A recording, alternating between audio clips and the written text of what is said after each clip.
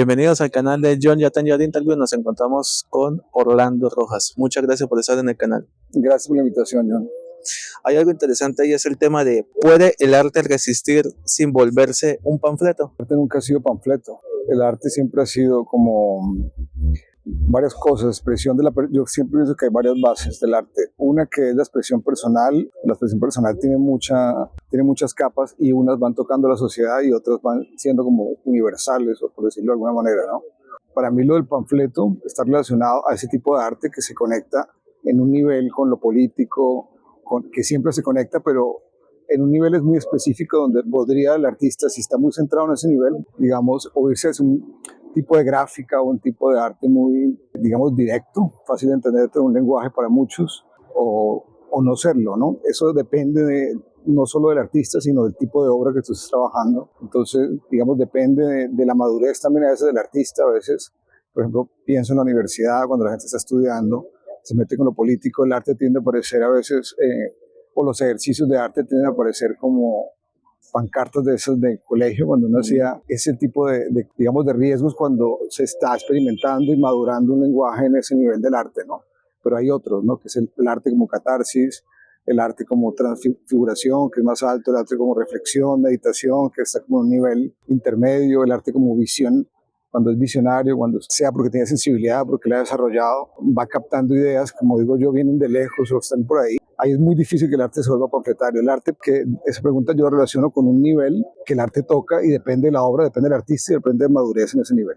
De niño empecé siempre, me gustaba la pintura, el dibujo. Mi padre tiene una biblioteca muy bella donde hay una sección de arte. De niño yo andaba siempre mirando eso, pero no, siempre fui como muy manitos. Yo, aparte de la pintura y el dibujo, me gustaba mucho la electrónica, hacía cosas con máquinas, hice un robot, no logré que caminara, pero logré que cogiera vasos, hiciera cosas, hacía arañitas, hacía lanchitas. O sea, el tema creativo empezó de chico y pasó un evento interesante que ahora que me preguntas por el inicio, y es que el segundo piso donde ahorita estoy, me viste pintando y donde hiciste algunas tomas, ese lugar fue obra negra como 9 años, ¿no? Llegamos a esta casa, yo estaba muy chiquito, 3 años tenía yo, o algo así, o 2 años, y mi padre me lo dejó. Mis padres fueron increíbles, me lo dejaron como 9 años, yo creo, para mí los materiales estaban por montañas, yo era mucho más pequeño que los materiales, me los gasté todos, era como los Andes de materiales, ¿no? Madera, piedras, tierra, cemento, todo eso. Entonces yo tuve mucha suerte en el sentido de tener como un taller, ¿no? Yo ya me gustaba eso, y aparte mi padre, pues por un tema obviamente económico, seguramente en su momento no pudo terminar el segundo piso. Creo que no solo eso, creo que otro. En fin, se dieron las cosas porque tuvieron un taller, digamos así. Entonces con mi perrito, amigos, subían allá, yo siempre estaba haciendo cosas. Para mí hacer cosas era un juego, ¿no? Como mi juego, ¿no? Entonces pintaba, hacía esculturas, hacía munditos, ciudades, no sé qué. Luego la electrónica, robot. Entonces empezó desde muy chico, me apoyó mucho en la parte creativa con la electrónica, me compraba las revistas de electrónica que traían piecitas. Tuve el privilegio de que me lo permitía. Mi padre, pues desde que le conozco, él lee, escribe y hace resúmenes. Entonces para él la cultura está muy cerca, él la siente, la ha vivido, se ha hecho a punta de ella también. Bueno, de ahí nació la inquietud, ¿no?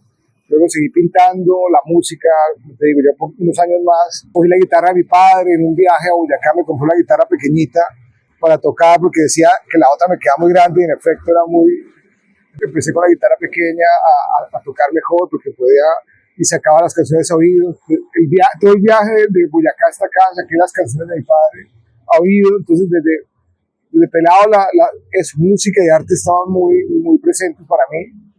También hay que conocer dónde termina la pedagogía y comienza el riesgo artístico. El arte sí enseña, y ese es uno de los temas para mí. Yo siempre he tenido, como has visto, he trabajado con poblaciones vulnerables, tipo habitantes de calle, heridos de guerra, niños maltratados, personas con diferentes diversidades, universidades, en colegios. Digamos, ahí yo asumo la pedagogía como una pedagogía transversal, artística, experimental, pero no necesariamente arte, ¿no? El arte de por sí tiene un ingrediente, como tú dices, que enseña solo por ser presencia, por ser un símbolo, por ser digamos, una especie de ecuación visual, o dependiendo del arte, puede, digamos, adquiere un nivel de comunicación, ¿no? Pero para que sea pedagógico, digamos, tiene que ser maduro nuevamente en el nivel que esté. Yo no creo que haya riesgo en que el arte se vuelva pedagogía. Eres tú como persona, ni siquiera como individuo, ni siquiera como artista, que caes en que se vuelva un poco, se relaciona con lo panfletario, pero el riesgo, más que el riesgo, yo diría que es como autenticidad, ¿no? Cuando usted empieza a encontrar su llamado, digo yo, porque yo digo que cuando uno trabaja en serio esto es un llamado, no es, te pareció chévere, no es solo que tienes talento para dibujar o para la música, sino para mí tienes que pasar y la vida misma te va diciendo, puedes hacerlo. Estar tan del lado de la pedagogía que una obra en determinado momento se vuelve didáctica, digámoslo así, simple, y ahí para mí todavía, digamos, el arte no ha hecho, no ha florecido completamente, ¿no? Florece cuando estás trabajando en ese llamado, ¿no? En hacerlo salir. Entonces, digamos, la sola madurez de tu propio llamado con tu obra, digamos, evita que se vuelva muy didáctico y sí llega la gente como tiene que llegar a un nivel más sutil, más al inconsciente, más por profundidad, más porque te toca. Entonces ahí digamos que el borde lo da la madurez nuevamente, ¿no? No creo que sea un problema de que quiero ser pedagogo, quiero ser político, sino que tanto maduras tu obra, que tanto estás situado en un nivel de relación con la sociedad muy literal, muy didáctico, si se quedas muy ahí porque ese es tu trabajo, porque te interesa de alguna forma no alejarte mucho o no sientes tanto ese llamado del arte, es muy fácil que el arte, si estás ahí de la pedagogía del arte, digamos, se quede en ese carácter didáctico, pero si tú trabajas una obra y la vas siguiendo y vas sacando el hilo, digamos, y vas adentrándote, ahí digamos que no hay riesgo. Se pasa a un nivel donde sí el arte siempre va a enseñar, pero como lo hace el arte, no como lo hace la pedagogía, ¿no? De hecho, mucha gente está en la pedagogía del arte y todo eso, yo lo he estado, pero yo sí diferencio muy bien los dos niveles, ¿no? Uno es el directo y el otro es mucho más allá, ¿no? A veces ni tú mismo te lo puedes explicar, ¿no? Uno hace el ritual del arte, de la obra, reflexiona en un tema, pero incluso cuando el tema, qué sé yo, es muy comprensible a nivel de sociedad, sociológico, antropológico, filosófico, pero si lo profundizas mucho artísticamente, digamos que dejas ese cascarón de dónde sacas el material, un tipo de material u otro y se te vuelve ya obra, ¿no? Casi como en la medida en que llega, pero siendo arte, no siendo pedagogía. Entonces, la relación un poco con la del panfleto, creo, y creo que es el mismo tema, ¿no? Es otro nivel del arte, digamos, otro de los hilos con los que el arte puede tocar con el mundo, pero es que el arte tiene su propio escenario, ¿no? Su propia plataforma, y es pedagógico, y es político, y no es ninguno de esos, ¿no? Es ya la obra siendo ella, ¿no? Que alimenta al ser humano en general, y obviamente te enriquece políticamente, te enriquece pedagógicamente. No hay riesgo de que sea eso si trabajas la obra realmente a profundidad, ¿no? El resto es un tema de madurez, de trabajar en serio, ir al fondo de lo que estás tú queriendo decir, y si vas al fondo de eso ya digamos que todo lo otro se vuelve condimento y no el plato fuerte. Entonces digamos que así fueron los inicios. Luego pasó que un amigo con una revista de arte me lo encontré, vi una imagen que me gustó, la dibujé esa noche, que era la de un viejito, la hice a lápiz con todos los detalles. Mi padre viendo eso como que cayó en cuenta de no, si quieres estudiar música te llevo a un lugar y tú mismo vas y te inscribes. Me dijo, bueno, al otro día fuimos al Instituto de Cultura, hablamos y me inscribí, empecé ya a estudiar formalmente. Había tenido muchos cursos y había hecho todo esto que te cuento. En familia hubo una especie de festival que se hacía en las casas de mis tías, de mi abuela. Había que recitar poesía, escribirla uno mismo, aprendérsela. O sea, la cultura estuvo en la casa por un lado, pero de una manera muy, muy fuerte. El Instituto de Cultura obviamente me encarriló porque empecé a estudiar en las tardes, tipo desde el noveno, desde octavo, desde noveno creo. Empecé a estudiar en el Instituto de Cultura todas las tardes. A cambio, y eso fue una cosa muy interesante que pasó con el colegio, el padre, tuvimos que hacer una reunión con el padre Lasalle, Otero, un benefactor para mí, tipo le gustaba el arte, en la mesa de él siempre habían libros de arte, pero montañas de libros de arte, Grau, Entonces tuve mucha suerte porque apenas fuimos mis padres a decirle que yo quería estudiar formalmente arte. Fuimos, el tipo le mostré los dibujos, se dio cuenta que yo preparé casi que la propuesta de empezar a estudiar artes y no asistir al colegio, que era La Salle, y el tipo vio los dibujos y me dijo muy cultamente, según nosotros, y según yo sigo teniendo esa idea, digo, no, pues está claro que te gusta el arte, acá no lo tenemos, cambio, que por año que estudies allá a la tarde me vas a hacer un mural. Entonces estuve haciendo 2 murales gigantes, que luego llegó otro menos interesado al arte y los borró, cosa que mucha gente luego extrañó porque eran murales que cada mural se trabajó como un año en cada mural y un poquito más. Entonces así empecé y así me encarrilé ya de entrada a estudiar, porque después de que me gradué yo tuve el diploma de técnico de artes plásticas antes de salir del colegio. Entonces, y eso lo presenté en el Nacional para hacer el examen, estudiando ahí en la tarde, un nivel altísimo que tenía el Instituto de Cultura, una pérdida de periodicidad. Entonces, bueno, esos fueron mis inicios ahí también me surgió el tema, porque yo siempre pensaba, en un momento dado empecé a darme cuenta, y de niño ya vivía yo las historias de frontera, ¿no? Yo pensaba siempre de niño, y esto es paralelo a lo que te cuento, porque ya es muy personal y muy temático. Yo decía, digamos, de la casa, ¿no? Que venimos de allá, de una cultura, de otra, estamos en la frontera, ¿no? El tema del mestizaje, la mezcla cultural, pues lo indígena, lo afro, yo sentía que había muchas influencias para las personas que éramos y que somos, pero nadie nos hablaba de esa mezcla, ¿no? Entonces, de niño, yo creé con la idea de que nosotros somos hijos de una mezcla cultural, ¿no? Y en el Instituto de Cultura eso no se mencionó mucho, curiosamente. Entonces, yo me acuerdo que siempre esperaba la clase donde se hablara de eso, ¿no? Que somos de frontera, que somos mezcla de culturas, y resulta que se sumaban clases donde se hablaba de Europa, de Estados Unidos, teoría estética. Está muy bueno en cuanto a ese contenido. El Instituto de Cultura pero no había alguien que hablara del arte nuestro, de las personas que somos, ¿no? Nosotros tenemos la idea del arte de otros lados, ¿no? Pero no cómo se construye un arte que sería de nosotros, ¿no? Como teniendo en cuenta nuestra historia, nuestras mezclas culturales, todo. Entonces, en una clase, estando antes de pasar a la nacional y al tema en sí, me acuerdo una anécdota que fue clave para mí. Una profesora de historia hablaba en ese momento de la teoría del color, ¿no? Y entonces mencionaba a Goethe, la teoría de Goethe del color.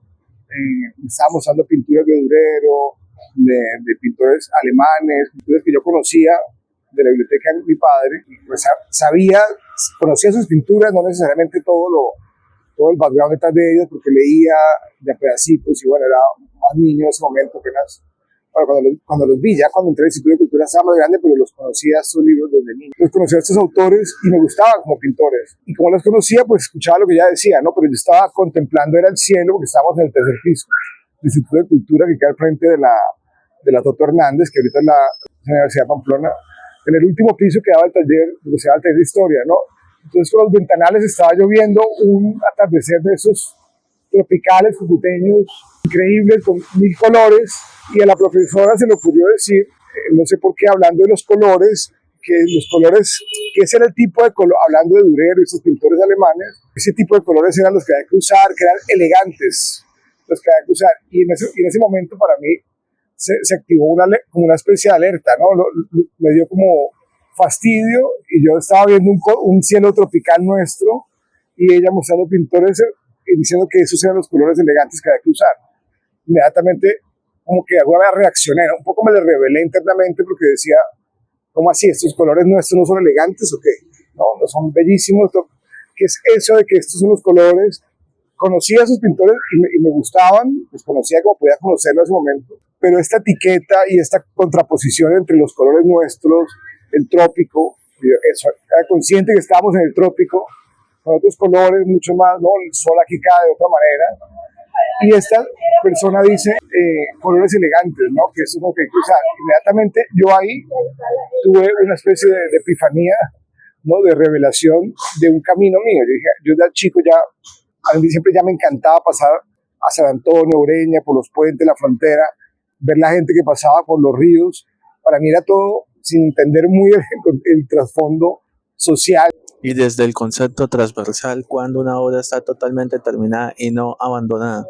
Esta sí es más difícil todavía, porque las otras son, y eso le pasa a todo artista, ¿no? Como que, porque la obra es continua, ¿no? No hay un principio, un final, hay una esencia, hay temas, hay relampagazos, hay bocetos, hay investigación que genera ideas, que para mí son como dos polos, no del todo separados, pero sí son polos, digamos, antípodas.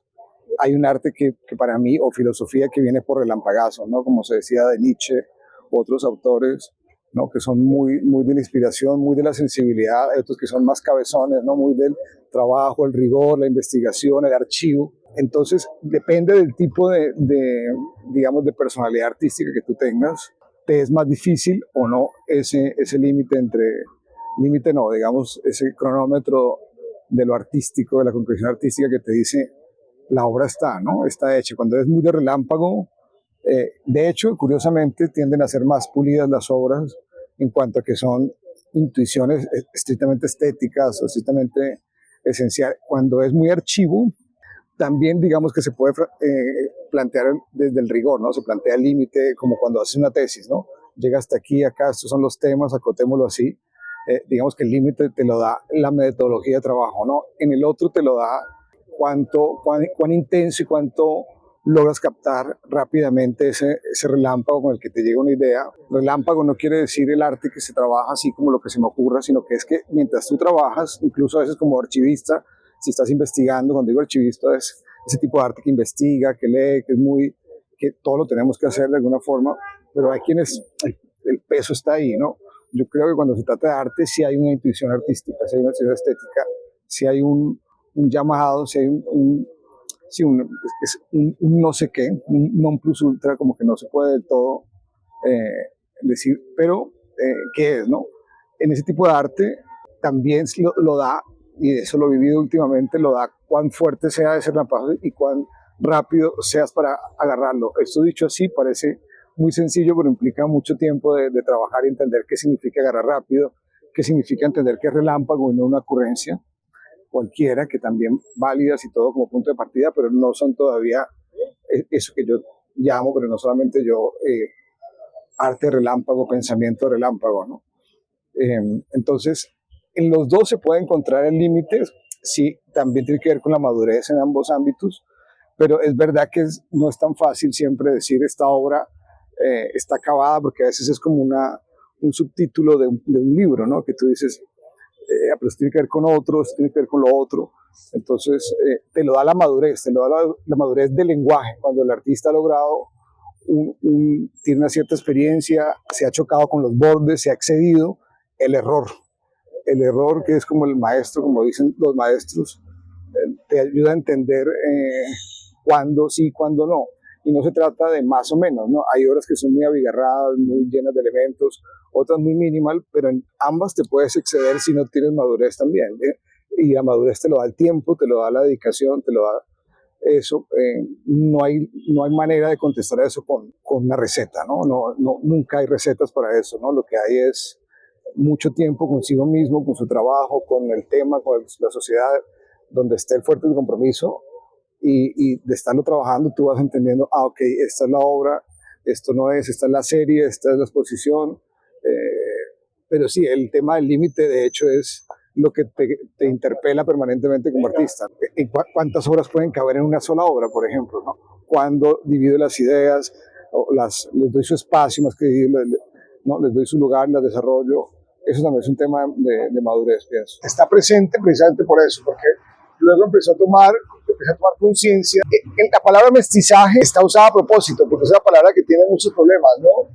Históricamente ha sido usada despectivamente sobre las mezclas por los españoles y todo eso. Hay una autora que a mí me gusta mucho, que se llama Silvia Rivera Cusicanqui, que es de Bolivia, que lo ha retomado y le da la vuelta y lo usa como hacemos nosotros en Sudamérica, que retomamos incluso la crítica y somos capaces de darle la vuelta, de tener sentido del humor con eso, y de alguna forma la transmutamos usándola, ¿no? Entonces, en un momento dado, me gustó ese apretón de tuercas de más que le sentía Silvia Rivera, porque me parece las mentes más brillantes de Sudamérica hablando del mestizaje, entendiéndolo. Es algo que nosotros no entendemos. Nosotros hacemos muchas veces estas cosas, pero estamos desinteresados. No sabemos qué es lo que estamos haciendo. Estamos haciendo el tema porque hay que hacer algo, qué sé yo, me interesa esto, pero no estamos conscientes realmente de la investigación por nosotros, porque parte del problema es que nosotros no sabemos qué somos, no tenemos rostro, simular, ¿no? Simular, por ejemplo, eso, hacer una entrevista, ser artista o lo que sea, ¿no? Puede ser, todo es susceptible de crítica si no se es consciente de quién es el que está haciendo, ¿no? ¿Por qué lo estoy haciendo? Es algo que pasa mucho, que uno viaja, que se mueve por otros países, ha vivido otros lados, se da uno cuenta cómo nosotros hacemos las cosas por encima, ¿no? Porque estamos con la raíz cortada, entonces es como, nada me importa mucho, ¿no? Que mientras no sea plata, una estabilidad, un mínimo estatus, que es lo mínimo como para no sufrir en medio de este extravío identitario, espiritual, de todo. Entonces nosotros no somos muy conscientes de qué estamos haciendo, ¿no? Por qué y tal. Ni siquiera cuando hablamos de nosotros, porque no hay un nosotros todavía. No hay entonces, la conciencia y un arte tampoco, pues todo, ¿no? Todo es hijo de la conciencia que tenga de sí mismo. Y si el mestizo no la tiene, porque está mirando afuera, pues está tratando de ser uno, lo otro, y no se está escuchando, no está entendiendo, ¿no? Ese grito, esa fragmentación, ¿no? Que está pidiendo que se moldee, que se escuche, que punto. Entonces, es por eso que ves dentro del portafolio en la obra el repensar, el dedo en la llaga, pero para, de alguna forma, que suceda algo, ¿no? Porque si no, uno se cree folclóricamente de Europa, la gente, el sudamericano, si no se pregunta eso, de alguna forma uno está viviendo como que está en otro lado, ¿no? Si estuviera aquí, allá, y no se está preguntando por quién es, ¿no? No se cree indígena, por ejemplo, no se cree afro, no sabemos nada de lo afro, de lo indígena, ni nada de eso. Más que dos mollitas aquí, dos cositas allá, que es lo que tenemos de la educación. Pero si usted no ha ido a conocer, no se ha metido, como yo le digo a mucha gente en Europa, es que el latinoamericano, mientras no sea consciente de quién es como si hubiera nacido en Madrid o en Roma. Se lo cree prácticamente, ¿no? Aparte de que pues pero siente que es como que no es de un lado, ¿no? Cuando se le habla de su tierra, la mira como si fuera algo raro, ¿no? Como si no la conociera, ¿no? Como si lo indígena fuera lejos, lo afro. No, uno debió tener maestros en la universidad, en la escuela, que le enseñen esas materias desde otra visión, ¿no? De la visión de la historia nuestra de acá, de la historia que viene de África. Pero todo eso se ha encubierto, ¿no? Se ha puesto un poquito así de lado. Uno lo que tiene es como una historia europea de quinta, una visión, a una educación muy sí, al occidental, pero como para obreros, no para que tú pienses ni que estés arriba, ¿no? Como para que haga los oficios que yo desde multinacional, para que entienda las órdenes, no para que pienses el mundo, ¿no? Sino para que te sumes a escales y estés cerquita a mí. Nunca como yo, cerquita. Ese es el sudamericano si no es consciente, ¿no?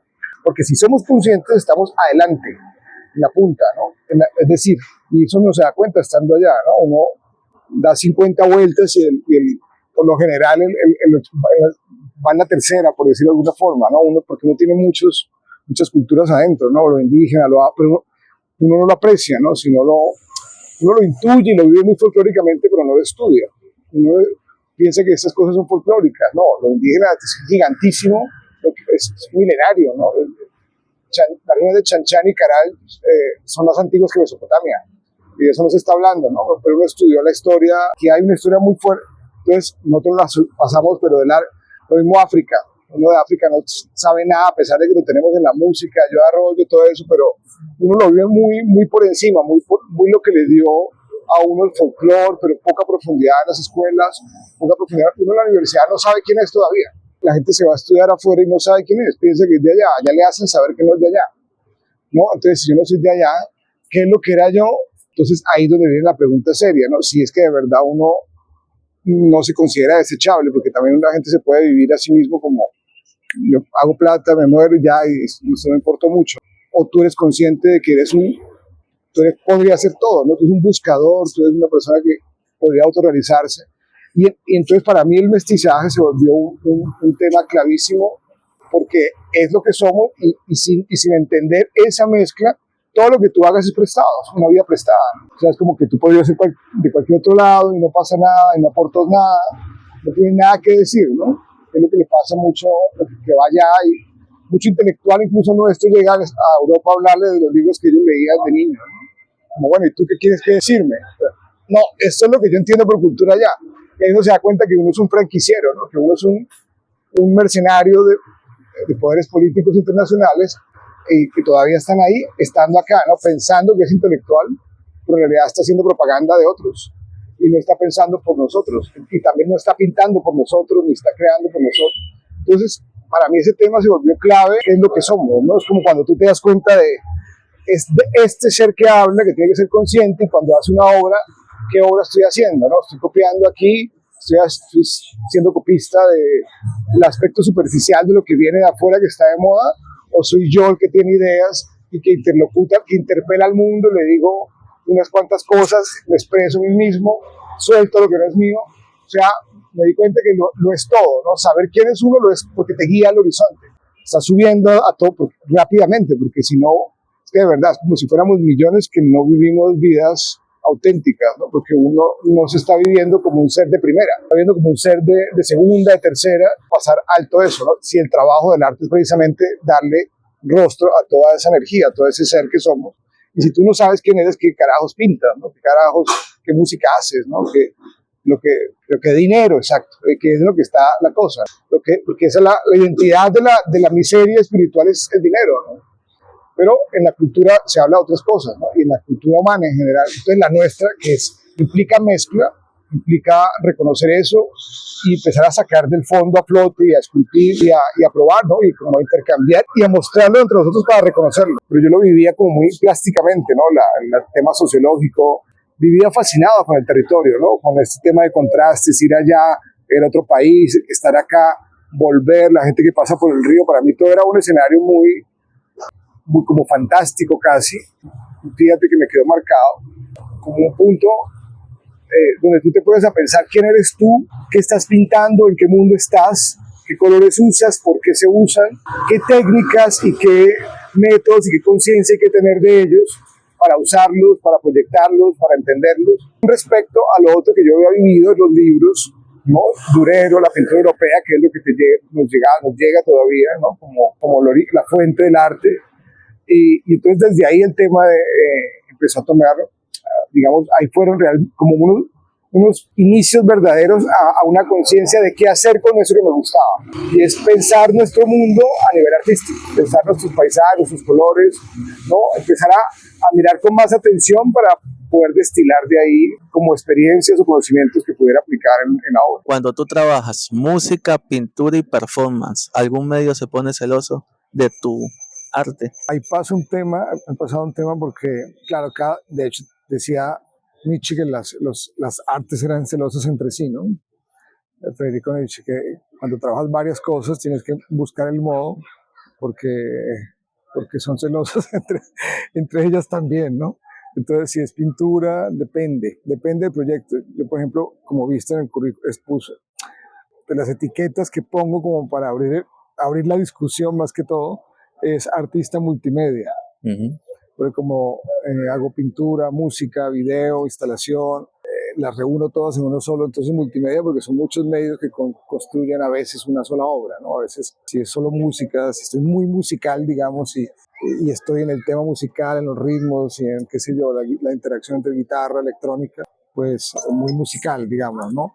Pero sí, ese siempre ha sido un tema, porque y lo que te decía hace un momento de la pintura, yo a la pintura llego cuando estoy en un cierto mood muy alto, por decirlo así, muy elevado. Yo no pinto, si yo estoy un poco down o qué sé yo, estoy enredado, la música.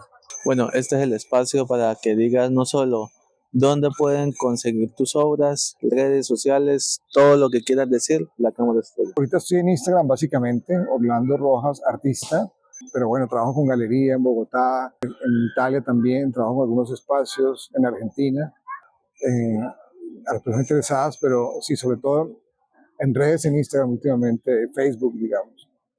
Sweet and clear as moonlight through the pines.